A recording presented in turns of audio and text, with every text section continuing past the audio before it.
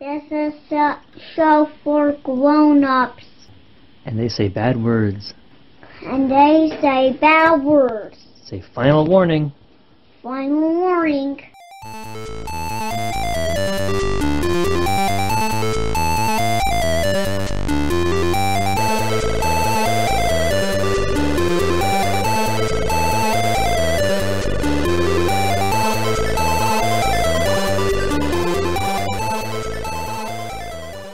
Hello and welcome to the Pod of Blunders.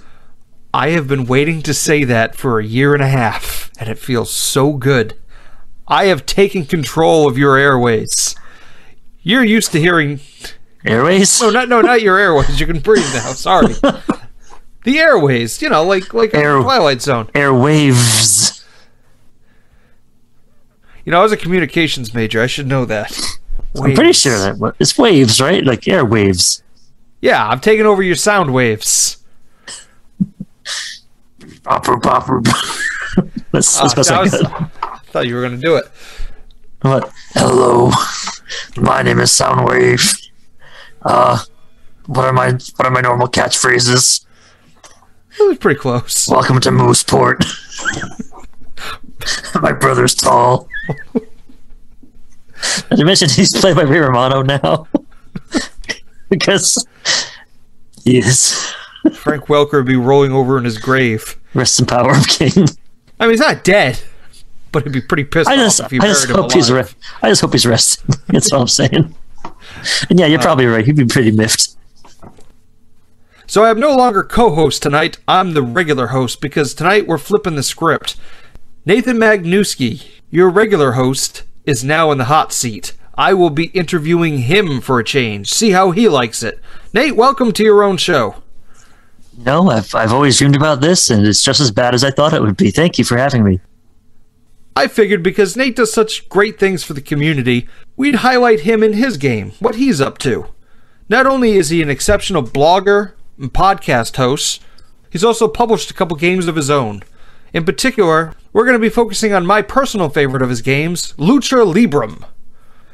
So Nate, when did you get into this hobby anyway? Because we've known each other a very long time, but admittedly there was a couple years in high school where we didn't talk.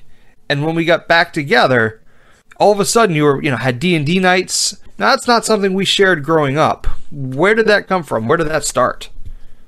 So, I really didn't get into it until I was in college. I was a freshman and I saw some kids playing D&D and they let me watch, which was sad. They made me watch. In retrospect, it's a very sad story. But I had a guy named Brian who invited me to play his World of Darkness game. And I'd never played this, and it was a great time. So my first night playing World of Darkness with Brian, he did a thing where we created ourselves as characters. And we played through this weird thing where we were trying to stop an apocalypse from happening. You know, typical World of Darkness stuff. And in the middle of the game, his phone went off. And Brian was a plug for the campus. He was a weed dealer for the campus. And he had to go. He had to go and see somebody. So he's like, oh, come on, everyone should pile into my car. We'll go, and do this one deal, and then we'll come back and finish our game. And I'm like 18. I'm scared shitless of getting in trouble. And so my first World of Darkness game was interrupted by a shady weed deal in a parking lot in Framingham. And then we get to go back and finish the game. And that's how I started playing role-playing games. And it's been downhill ever since. I actually didn't know that story. Yeah. And afterwards he apologized to me. He was like, I'm sorry if it was so awkward, man. I'm sorry I had to interrupt the game, but, I just wanted more people there in case it went bad. I'm like, what are you talking about? What do you think? All you fucking nerds were going to roll into the car with, baseball bats and... Pretty much. It was me, my buddy Jake, and Brian, and what the hell were we supposed to do? Bore them to death with your monster manuals. Like, oh no, it's just going bad. Roll initiative. Like, what the fuck, man? Don't worry, I'll cast my level 3 charm spell to get us out of this. Oh no, I'm bleeding. So needless to say, you got bit by the TTRPG bug pretty early on then? Yeah. So where did you go? What was the next step in your fandom? So after college, I moved away, and then I had to get something going. I didn't want to stop playing. I was listening to the very first actual plays back then, 2004, and I really wanted to play myself. I thought I could do this. I can run a game. So I was living in Pittsburgh at the time, and a guy I worked with said he wanted to have a D&D night. And so I hung out with him and his friend, and that's how I made some good friends that I still have to this day. I ran my first game for them, and I've been DMing. I've been a lifelong DM ever since then. Is there like an enormous amount of pressure to be a DM? Because pretty much any time I've ever played anything with you, you've been the DM. Like, is there pressure behind that? It's going to sound weird, before we started recording this, I felt a lot more pressure to to do good, and now I could give a fuck. Really, no. Is there pressure? Yeah, I feel like I'm responsible for a lot of people's fun. Like if I'm not on my A game, if I'm not good with improving things, or if I just don't know where it's just going because I don't know, one of my asshole friends, who's maybe a co-host with me, decides that he doesn't want to follow the breadcrumb trails. He doesn't want to help me make an engaging plot. He wants to find out what's behind this door I didn't plan for. I'm just trying to keep you on your toes, man. Well, you succeeded. It's not pressure. I think it's about reframing it, because as a DM, you think, at least I thought anyway, that I was responsible for the players' fun. But players are just as much responsible for your fun too, because you're there to have a good time at the table as well. Like, you need to know the rules more than the other players do, by and large. You need to have a kind of general sense of where things are going for most games, but you also need to be able to roll and be able to talk to players and just say, Now, how much, again, because I've never DM'd shit, like, how much prep time goes into it? So if we were to play a campaign, are you spending like all weekend just, I imagine you just like frantically writing in journals and with one of those red thread billboards behind you? Like, how do you create all that? I used to be very much like that. I used to spend 5-10 hours preparing for one session. You can't do that, especially not at the rate we're putting out content for actual plays. And it got to be not fun anymore. Like, there's a kind of solo fun you have as a DM, planning things, and for me, looking up shit in my monster manuals and planning out the exact perfect balance. But there's no such thing as balance. Balance is for nerds. It's useless. Nowadays, when I run a game, it's maybe half an hour of prep. I have some stupid idea while I'm taking a shower, and I go, oh, that'd be kind of a cool thing. I write that down. I write a couple of little points that I would like to see visited when we're playing. But beyond that, I don't plan anything. It's as loose as I can possibly make it, because the looser I am, the more adaptable I am. When I have 18 pages of notes and all these interlocking clues and what have you, that makes a very stale game, because it doesn't give the players enough time or leniency to do what they want, or I get so rigid in my thinking that I try to railroad, and that sucks. That sucks to listen to, and it sucks to play. It sucks to run, because then I feel bad if I forget something. I think that's just good advice for anything in life. Yeah, don't plan shit. No, but you can't be rigid. I mean, what other life lessons can you take from DMing and playing RPGs in your regular life? I mean, just don't be an asshole, and understand that you're not the only person there trying to have fun. I mean, that's pretty good, guys. That's all it boils down to in the end, So besides D&D, what are some of your favorite role-playing games, and what kind of experiences do you want to have? Well, I want to be very clear that D&D is nowhere even near my top 10 of role-playing games. It's like this monolith in the hobby that you have to pay homage to and say, okay, I see its importance. I see where the hobby kind of came from and what it did for the hobby. But for me, it's just too much bookkeeping. You know what I mean? Mm-hmm. Like I definitely know what you mean. You are responsible for getting me into this hobby, and I agree with you. I like simple, fast to learn, anything goes, gonzo style. Right. So I don't really have a favorite game per se. I have a favorite style of games, and it's those really narrative-heavy games, like some PBTA, GM-less games. I'm really a big fan of because it gives more of that shared experience at the table. Because at the end of the day, my goal in playing these games is to help tell a fun and exciting story, and to be part of one of those stories, which is cool as a DM. But sometimes it's just a little less pressure to say, okay, now we're all actively the DM here. Like our recent episode, Facing the Titan. There's a lot of rules for that game, but we were all on the same side there. We all understood the assignment. And I think it was a really great pair of episodes we did for that. Yeah, I think I had mentioned to you that it felt more like a 80s cocaine writer's room fueled pitch meeting. Yeah. Game. But to your point, you said, well, no, that is the game. Yep. And that's the experience I'm chasing with pretty much every game. I want that complete back and forth, because it sucks to be the person behind the screen just dictating what happens, or like setting up all your little pawns and pushing things around the board.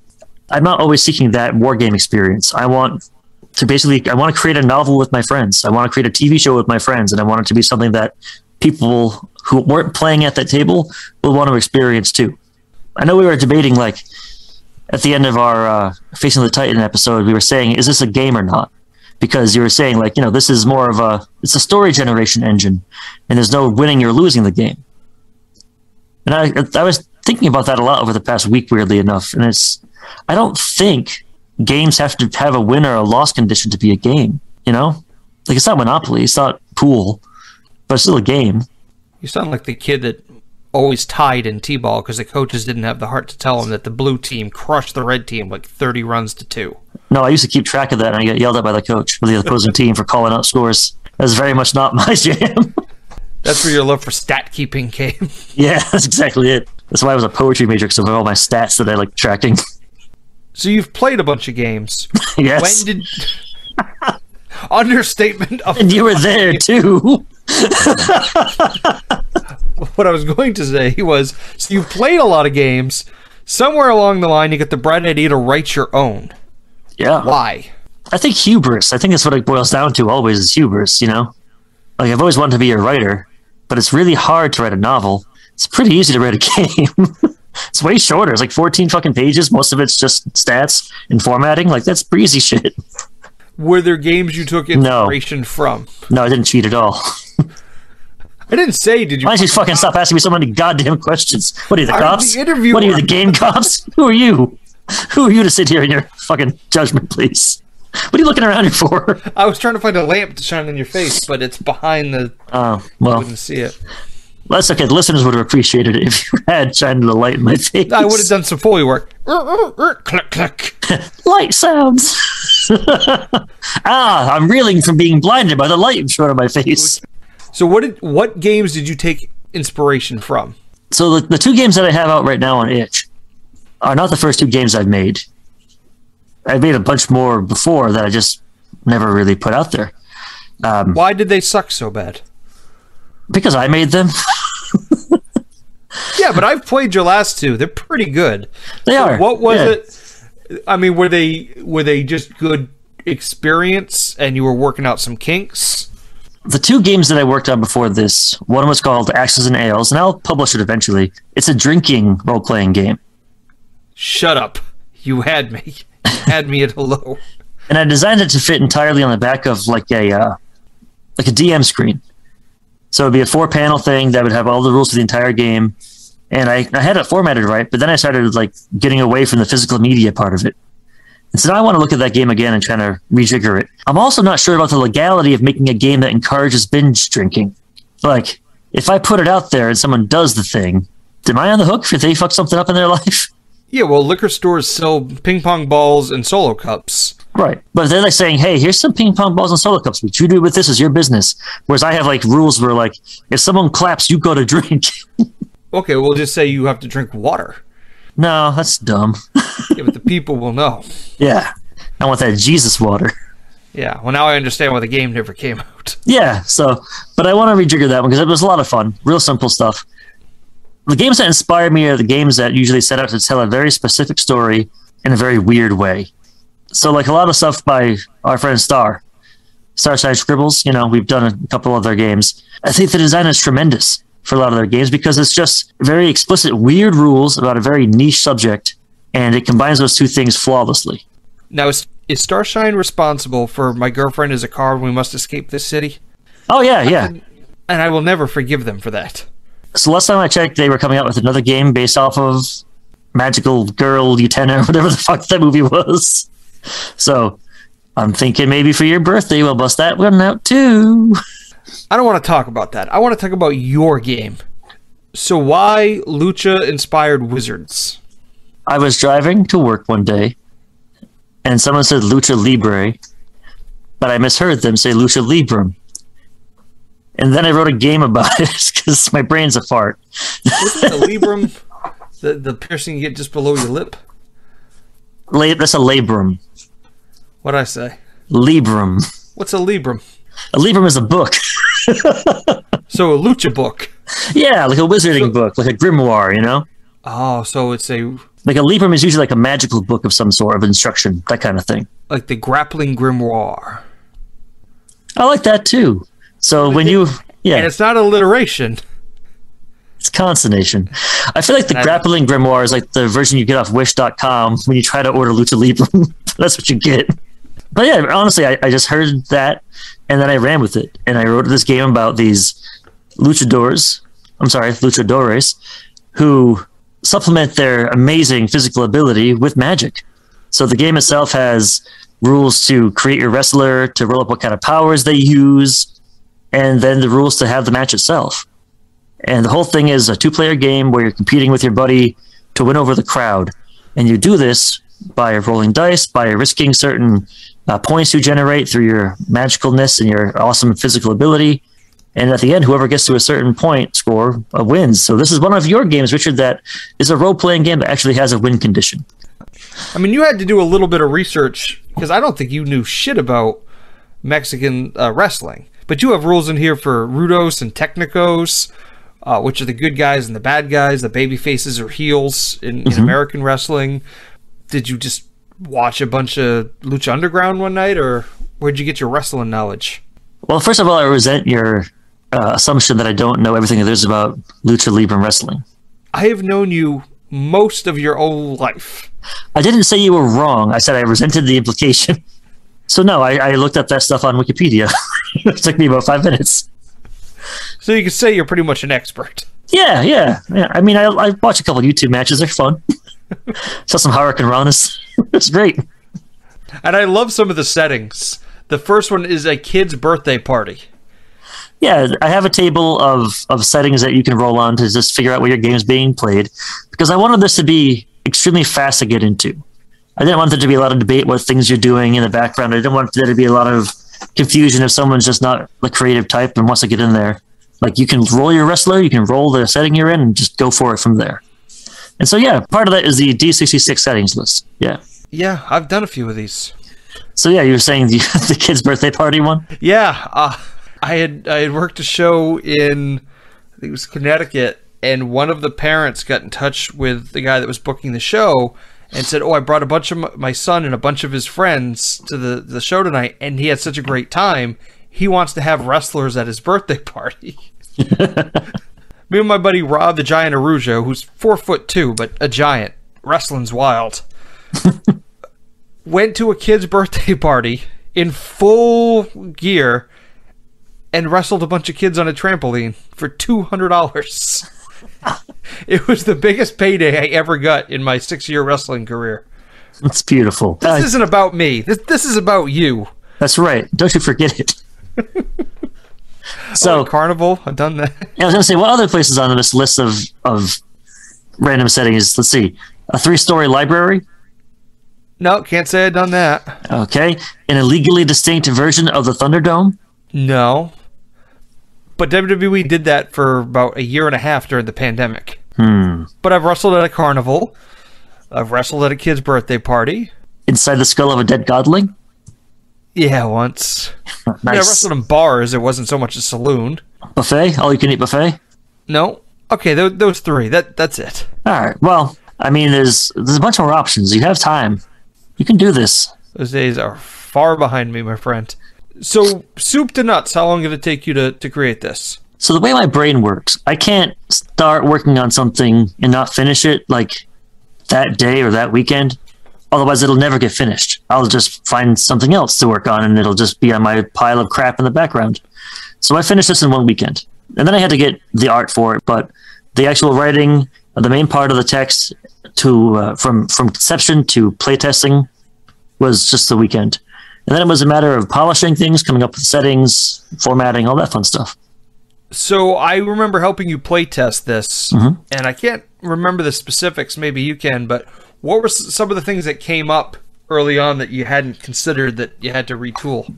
So without getting into the crunchy parts of it, because it's not, there's not much crunch to this anyway. It's just basically 2 different kinds of roles you can do. Just the bone-crunching action of wizard luchadors. Sunday, in a big library or something. So anyway, the math just didn't work out at the beginning. It was too heavily favored towards one kind of action. And so it's a lot of like little tiny toolings like that. And luckily, I based the rules off of Apocalypse World by Vincent Baker. And that's where you get the 2d6 plus your modifier for a lot of those games you see. You see the games that are powered by the Apocalypse, like Masks, Dungeon World, all those kinds of fun ones. Monster Hearts. So this is very loosely based on that, because I use the rules where you roll 2d6, add your modifier, and look at what kind of results you get. But even though I base it off of another successful and proven engine, I still had to do a little tuning on it to make sure it actually functioned the way I wanted it to. And now after 20 or so playtests, I can say that it works exactly as intended. Yeah, it's one stumbling block that I thought it was going to come up a lot more than it did was people that just didn't have a familiarity with wrestling. It's any kind of wrestling is kind of ubiquitous in our culture. They might not know lucha wrestling, but the concept of throwing somebody around a ring and then blasting them with magic, people can kind of conceptualize that pretty well. It doesn't take a whole lot of like explanation and setup. So I'm glad for that. I'm glad that I didn't have to write this like treatise of, oh, what is a luchador? What is a wizard? What is wrestling? Like, there's none of that. You know what it is. And if not, you're not going to buy the game. So why bother? Who's your favorite wrestler? As a kid, my favorite wrestler was Razor Ramon. I was always worried for him because I was always worried he was going to swallow that toothpick that he had in his mouth. Like everyone else was there for the spills and thrills of wrestling, off the cages and shit. I was like, please don't let Shawn Michaels kick that toothpick into your throat. I don't want to see that. Scar me for life. Wasn't that WrestleMania back in like 95 where they had a ladder match? They had two. They had one at SummerSlam. SummerSlam, that's what it was. SummerSlam, because Michaels had been suspended with the belt. So he took it home, legitimately. So they said, all right, well, screw it. We'll make Razor Ramon the Intercontinental Champion. Yep. Then when Michaels came back, he still had his title. So they had the ladder match, which supposedly Bret Hart had been pitching for years. They would never do it. They would never do it. So he pitches it to McMahon and Pat Patterson. They love the idea so much, they give it to Shawn Michaels and Razor Ramon to do. They made a fucking hobby of fucking over Bret the Hitman Hart. Like, what did he like run over one of their dogs or something? What the hell? I don't see it that way. Was he just a douche? By all accounts, yeah. Okay. What, you're afraid of like pissing him off? He's gonna come for you? I'm well past, the thinking I'm gonna make it on TV one day. However, you don't want to disrespect a legend like that. So like one day when you're at a Kroger, you're gonna feel a tap on your shoulder. Heard you were talking shit. Yeah, put you in a sharpshooter, ruin your fucking career. Listen, I've met many childhood heroes. I'm not ruling it out. I run in circles where I could potentially run into him. Yeah, we go to a lot of flea markets. There's always a chance. We ran into Tony Atlas. Yeah, we did. He was real weird. Right, then. He was real fucking weird. Tony Atlas, if you're out there, you're a lovely man, but you're incredibly fucking weird. But this isn't Tights and Fights. We can't talk about wrestling jobs and such. So do you have any other games in the works right now? Well, I have one that's already on itch. We can talk about that. Could we? I suppose. What is it? It's called Despite All Our Rage, We Are Still Just Some Rats on Nick Cage. And it's basically like, what if you could explain all of Nicolas Cage's weird behaviors in the last 10 years? Because he bought a castle, and he and the rats in his castle were watching Ratatouille one night, and they got to thinking, what if we Ratatouille Nick Cage? And so you, as the players, play one of the rats piloting Nick Cage, trying to go through his daily life. So maybe it's buying another castle, maybe it's throwing like a black metal birthday party for his adult son, maybe it's recording a steamy love scene. And as you're playing, whenever you fail, the power to control Nick Cage goes to another rat. And so you have individual goals that you're trying to achieve as that rat, but you also have an overarching goal that you're trying to achieve as a group. And the entire time in the background, you have to make sure that no one catches you. Because if they catch you, the jig is up, and you're going to lose your ability to control Nick Cage forever. And that's the saddest thing for a rat, if you ask me. And before you ask, yeah, that was also a stupid car idea. I was driving to work, and I was singing Smashing Pumpkins. And I said, yeah, so... So do you think when Nick Cage is like in control, it's like leaving Las Vegas, but when it's the rats, it's Kiss the Mandy. Empire? Or yeah. No, Mandy would have been one of the good ones. No, Mandy was when the good rats were in control. Oh, okay. Yeah. Like Wicker Man, that's Rat City. There's so many rats in that movie. And who stole the Declaration of Independence? It's rats. Sprats all the way down. Yeah, so beyond that, I have some games that I'm working on now. Of course, I had the games that I mentioned before, the Axles and Ales I'm working on. And I have a solo game I'm working on where you're playing a spelunker who gets separated from their group and you're trying to survive in a cave where there are definitely monsters. So basically like The Descent.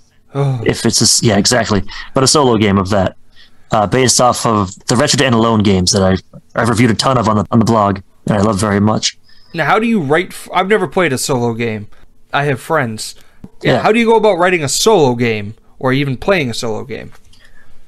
So, of course, fans of our podcast have heard us play wikis, and you yourself have played wikis as the other player in that game.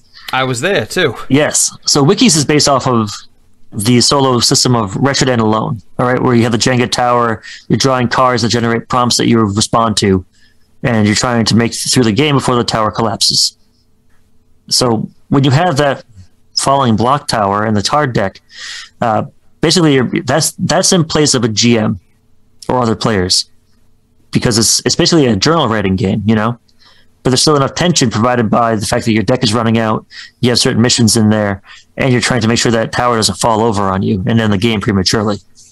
And there's a bunch of other systems too for one-player games. Some of them are like tarot card based, where it's just a way of generating journal entries. Some of them have, like, you're making a map out of cards. So our friend Cat McDonald of Peach Garden Games has the Carta System, where you're laying out all these cards in a grid, and as you're making your character travel through them almost like a board game, flipping them over, doing the card prompts, but you're trying to gather materials to solve some kind of issue before bad stuff happens. So I mean, there's a lot of different ways out there that people have made solo games. Nicola Ronvel, the guy we interviewed, and we just played Facing the Titan. My last review was of his game After the Accident, where you're playing a character who survived some kind of ordeal, and you're trying to make it back to safety before you die. And that's its own system of solo gaming. So there's a ton of them out there. There's a ton of stuff where if you want to make a solo game, you don't have to reinvent the wheel. Just go to their system resource documents that are available online and use that as a jumping off point for your own idea. This is what I did with my solo game about being a creep in a cave. Oh, I have another game that I wanted to talk to you about, because I don't have a name for it yet. And the stand-in name is fucking terrible, so I need help with this. Okay, we'll do it live right here. Yeah, you're good with this. And whatever I say, you have to use. Contractually obligated. It's recorded now. Not at all. You gave consent when you said yes to record, so Go for it. So basically, it's a game where you're playing cavemen. It's an OSR game, so old school Renaissance, so like a really old version of D&D. Kind of like we were playing with Knave, or Into the Odd. So this game is your cavemen. This is right after the Ice Age ended. The ice is retracting, and it's revealing horrors that were sealed away by the ice for millennia. So now you have like this ambient, evil, corrupting magic on the land, and all the monsters that go along with that. So of course I called it Caveman Bad Times, which is not a good name at all.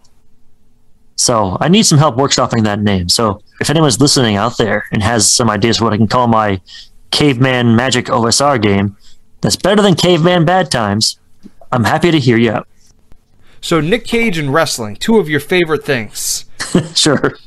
Let's say you could get the license, the official license from a Hasbro, a Disney. What are you creating? So the thing I want to create more than anything, and it's so niche that it would, I mean, it's funny.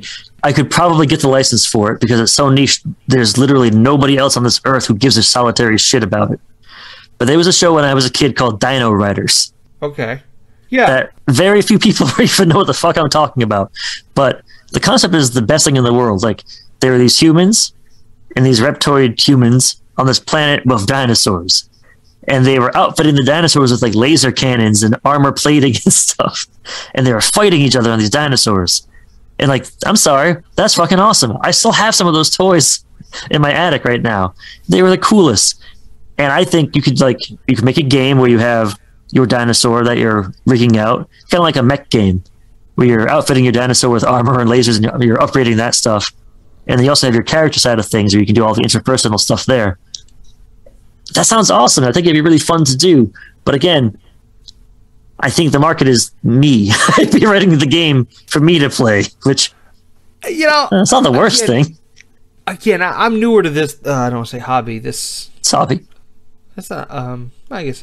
Yeah, but that's insulting. No, it's not. This It's a hobby. community. Okay. I'm newer to this hobby than you How are. fucking dare you call this a hobby? This is a community. I'm newer to this than you are, but the games that you send me weekly, hey, should we play this on the podcast? What do you think? They are so niche. We talked about a game earlier based off an anime that I've never heard of. No one's heard of it. I hate anime to begin with, but an anime that I've never heard of, and it's based off of one scene in the anime that I've never heard. Like, you don't get much more niche than turning into a car and escaping a city. That's why Star is my favorite. Star is the best. Okay, then. So take inspiration from Star and follow your dream, man. Just do it. I might have to. I'm gonna have to call some people and see how many nickels it'll take to get the license to Dino Riders, or I'll call it like Sauropod Racers or some shit. Yeah, just file the serial numbers off, as you want to say. Let's see, not Dino Riders. What would it be? Lizard guys. Dino drivers. That's probably pretty good. Tank Tyrannosaurus Rex. Saddlesauruses. No, that sounds awful. If it was a cowboy themed one, that's pretty fucking sweet, actually. Oh, if it was cowboy dinosaurs? Yeah, Saddlesaurus, because it's like saddle sores and saddles. Yeah. I like that one. That's pretty good. Do that one, though. Yeah. Make it like Cowboys of Mumesa, but with dinosaurs. Oh, yeah, I can see that. I think once I explain the premise of Dino Riders to somebody, if they're a nerd like we are, they're like, that's fucking cool. Like, yeah, it's an easy sell. I wish they would bring it back. Yeah, the 9-year-old in me is into it. Exactly. Everyone, I mean, come on, dinosaurs, laser cannons. There's nothing better than this. All of popular media since Dino Riders has been garbage. Dino Riders was the peak of Western civilization. And I would say a Street Sharks game, but allegedly Mr. Ray is working on sewers and subways, but, you know, that's vaporware at this point. You hear that, Mr. Ray? Vaporware. So if people want to purchase your game, do they have to send in a postcard to a P.O. box? Yeah, there's ads in the back of all the popular science magazines that they'll cut out, and they'll mail it with 3 proofs of purchase. No, so all my games right now are available on itch.io.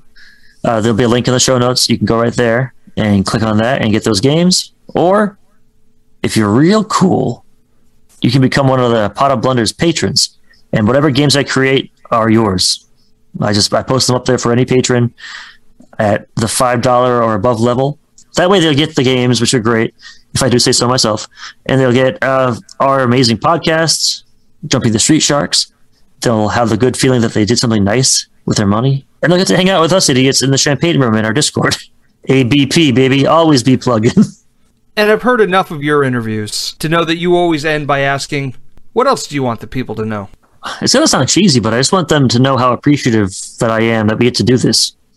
You know, this started off at the start of the pandemic between us, just because it was a way for us to hang out. You know, when we really couldn't get together. And now, thank God that's over, and we're still doing this. No, it's cool to be able to do something that I love with my best friend, you know, and it's, if it weren't for the people listening to it and supporting us, I would never want to hang out with you because you're a pile of shit. So thank you for tethering me to this guy for however you want to keep making us do this. Couldn't agree more, fuckface. It's not at all a burden, and I'm not blinking SOS into the camera, even though no one can see me. Well, Nate, again, I want to thank you very much for coming on your own podcast. Oh, I always come on my own podcast. My balls are fizzing. And for the Pod of Blunders, I've been your new and permanent host, Richard Sullivan. Nope. And may all your D's not gonna happen. 12s.